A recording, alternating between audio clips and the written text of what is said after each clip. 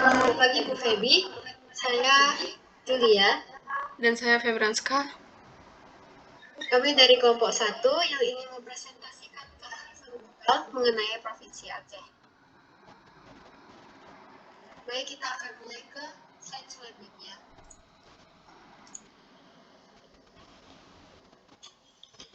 Nah, jadi sebelum kita masuk ke untuk menjelaskan kearifan lokal dari masing-masing suku tersebut, di sini ada beberapa suku dari suku Aceh, dari Provinsi Aceh. Yang pertama ada suku Aceh, suku Tamiang, suku Gayo, suku Alas, suku Kluet, suku Julu, suku Papa, suku Anak Jami, suku Sigulai, suku Lekon, suku Devayan, suku Haloban, dan suku Nias.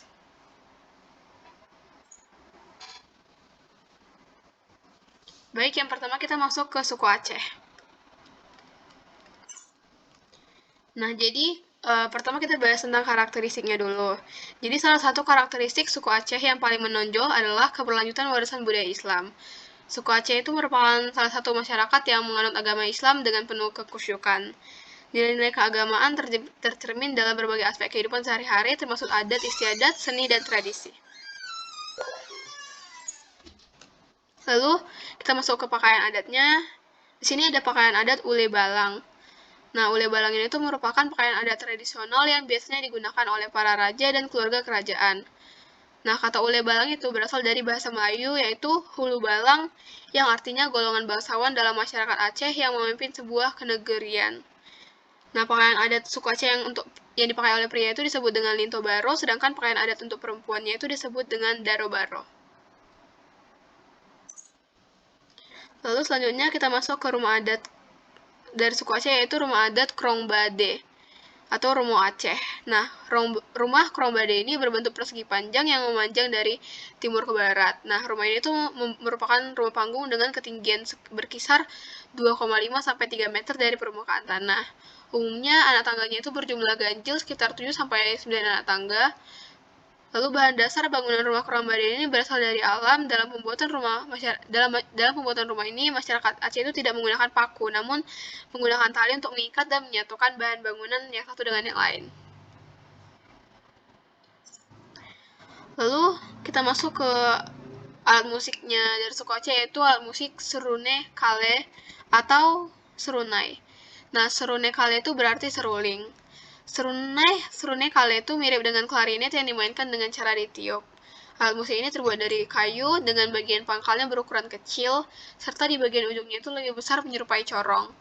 Biasanya alat musik ini dimainkan bersamaan dengan rapai dan gendrang pada acara-acara hiburan, tarian, penyambutan tamu, dan kehormatan. Lalu kita masuk ke tari adat dari suku Aceh, yaitu tari adat Saudati. Nah, tarian ini itu dibawakan oleh sekelompok penari laki-laki dengan gerakan yang khas. Gerakan tarinya itu energik, semangat, dan diiringi dengan alunan musik dan juga syair. Tarian ini itu termasuk kategori tari perang. Tari Saudati ini juga mengandung makna kegigihan, keteguhan, semangat, dan juga jiwa kepahlawanan dari seorang pria Aceh. Nah, tari Saudati itu berasal dari kata syahadat yang berarti bersaksi bahwa tiada Tuhan selain Allah dan Nabi Muhammad adalah utusan Allah. Nah, yang selanjutnya itu ada suku Gayo. Karakteristik dari suku Gayo ini terkenal dengan kelebihannya di bidang sastra dan seni. Salah satunya adalah seni didong. Seni ini mencampurkan berbagai unsur kesenian seperti syair yang diiringi oleh tarian tertentu. Seni didong dilakukan pada malam hari saat-saat tertentu dengan tujuan untuk memberi motivasi berharga kepada masyarakat Gayo. Selanjutnya adalah ada pakaian adat dari suku Gayo. Nah, pakaian adat suku Gayo ini adalah kerawang Gayo. Pakaian kerawang Gayo wajib dikenakan dalam acara adat masyarakat nih, antara lain sebagai busana pengantin dalam upacara haji pengantin, yaitu pernikahan adat Gayo, upacara menyambut tamu, dan masih ada banyak lagi. Motif yang diselarkan antara lain ada awan berangkat atau awan berarah, pucuk nitlis, putar tali, lilin berganda, tapak selaman, tapak nangis, selai, pagar, dan ulen bulan. Motif hias kerawang Gayo dijahitkan dengan warna benang putih, merah, kuning, dan hijau pada latar warna hitam, kuning, merah, ataupun putih. Nah, suku mempunyai rumah adat rumah pituruang. Rumah pituruang ini adalah rumah gaya dengan 7 buah ruangan di dalamnya. Rumah ini itu memiliki 6 buah rumah ringan dan 1 serapi. Rumah suku gaya itu berbentuk bangunan yang menggantikan dari atap kayu dan ini berbentuk kotak. Selanjutnya ada alat musik Teganing. Alat musik ini dibuat dari seros bambu pilihan. Serosnya ini panjang, berdiameter cukup besar dan lumayan tua. Memainkan Teganing ini dengan cara memukulnya dengan tegal atau stick ke talinya dengan tangan kanan dan tangan kirinya memukul-mukul pada Teganing pengganti. Teganing biasa dimainkan untuk musik mengiring tari-tarian khas Gayo. Nah, suku Gayo ini mempunyai tari adat Saban. Tari Saban merupakan salah satu media untuk menyampaikan pesan atau dakwah. Tarian ini mencerminkan pendidikan, keagamaan, sopan santun, kepahlawanan, kekompakan, dan kebersamaan. Nah, siapa yang nggak tahu sih tari adat Saban? Tari adat Saban ini sudah cukup terkenal di Indonesia ini. Tari Saban ditampilkan tanpa iringan alat musik, melainkan menggunakan suara dari para penari dan tepuk tangan mereka yang biasanya dikombinasikan dalam memukul dada dan pangkal paha. Oke, selanjutnya kita masuk ke suku Alas.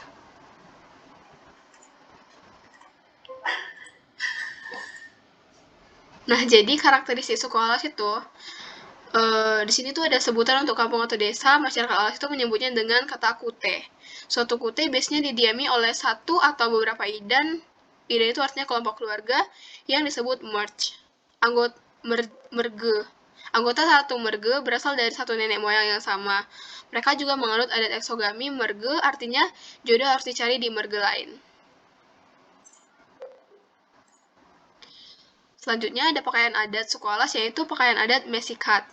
Nah, mesikat ini biasanya digunakan pada acara-acara tertentu seperti pernikahan, khitanan, penyambutan tamu, dan untuk acara besar lainnya. Motif dari pakaian adat dan ukiran dari mesikat diberi 5 warna berimbang pada alas hitam, disulam dengan benang atau diukir dengan cat warna hijau untuk melambangkan kesuburan, warna kuning untuk melambangkan kejayaan, warna putih untuk melambangkan kesucian, dan warna merah untuk melambangkan keberanian.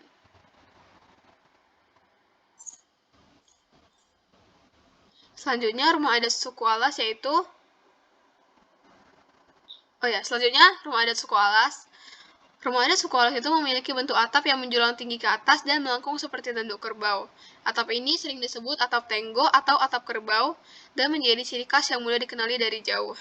Rumah adat suku Alas juga biasanya memiliki lantai yang tinggi dari tanah dengan anak tangga untuk masuk. Lantai yang tinggi ini tidak hanya menghindari masuknya air saat musim hujan yang lebat, tetapi juga menciptakan ruang bawah rumah yang sering digunakan untuk menyimpan barang-barang atau sebagai tempat berkumpul saat cuaca buruk. Selanjutnya, ada alat musik bangsi Alas.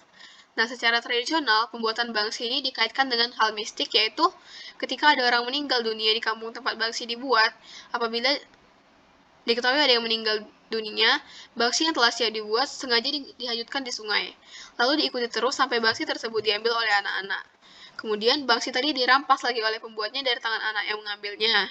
Nah, bangsi inilah yang akan dipakai sebagai bangsi yang merdu suaranya. Bangsi Alas dimainkan dengan cara ditiup seperti seruling.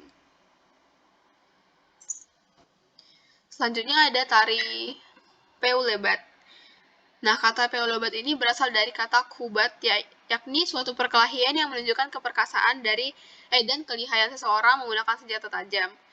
Alat yang digunakan adalah sebilah bambu yang dirawat dengan bentuk dan ukuran tertentu. Peulebat ini biasanya dilakukan pada saat keluarga mempelai pria hendak menjemput ke rumah mempelai wanita. Keluarga mempelai pria dan wanita sama-sama menurunkan 2 orang pemuda dari kalangan keluarganya masing-masing. Selanjutnya ini adalah suku Tamiang. Karakteristik dari suku Tamiang ini adalah meskipun Aceh Tamiang merupakan bagian dari provinsi Aceh, ada budaya suku Tamiang ini terlihat sangat berbeda dengan suku-suku yang berada di provinsi Aceh lainnya, terutama jika dilihat dari bahasa kesehariannya. Bahasa suku Tamiang lebih memiliki kesamaan dengan adat dan budaya dengan suku lain. Selanjutnya ada pakaian adat dari suku Tamiang. Pakaian adat suku Tamiang ini yang berubah dari Manado dan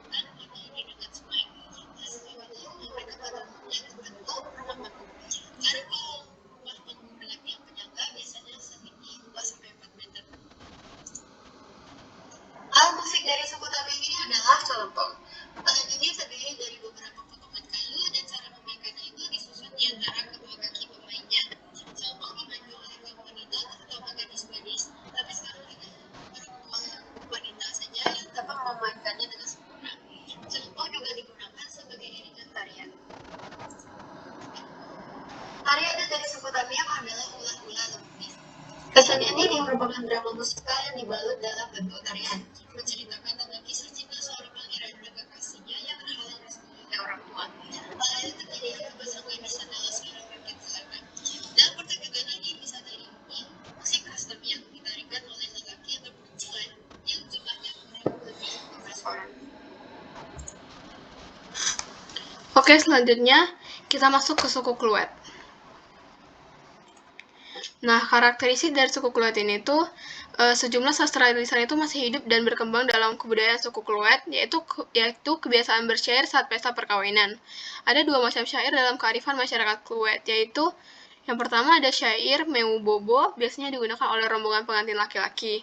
Lalu yang kedua ada syair Meu Kato, pantun yang berbalas-balas antara rombongan mempelai laki dan rombongan mempelai perempuan. Selanjutnya, ada rumah adat suku Kluet yaitu rumah adat Rongko. Nah, rumah Rongko ini itu merupakan rumah tradisional suku bangsa Kluet yang cukup luas untuk menampung beberapa keluarga atau satu keluarga besar. Bentuknya itu selalu sama, yaitu berdiri atas serambi huluan, anjung nyulik, rambat, ruang tengah, dapur, dan ajung nyahei. Pada umumnya, rumah Rongko itu menghadap ke utara. Dalam sejarah, rumah adat Rongko adalah rumah adat milik suku Kluet Tengah yang terletak di desa Koto dan didirikan oleh Raja Manggamat. Rumah adat Kluet atau Rongko ini juga digunakan sebagai tempat penyelesaian perkara yang ada terjadi dalam kehidupan rakyat masyarakat Manggamat sampai saat ini.